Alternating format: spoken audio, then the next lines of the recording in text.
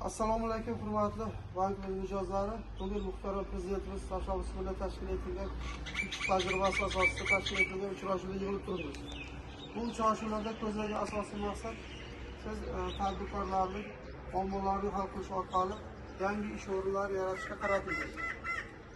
Marhamat, kimda qanday savollar va talablar bo'lsa aytishlaringiz mumkin. Menga savol bor edi. Marhamat. Agrobank tomonidan imtiyozli kreditlar haqida tushuncha bersangiz. Qanaqa imtiyozli kreditlar?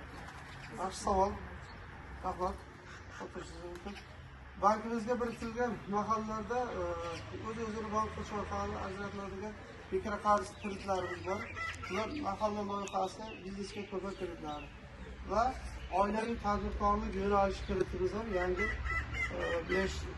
yo'lga qo'yildi. Mahalla loyihasi krediti 5 yil muddatda 2 yil imtiyoz davrida 25% foiz to'lash sharti bilan ajratiladi.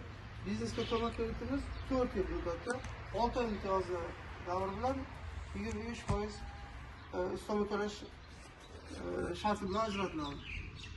Kreditni olish uchun siz o'z-o'zini bank qilish guvohnomasini olishingiz kerak. Aniq bir loyihangiz bo'lib, o'sha loyiha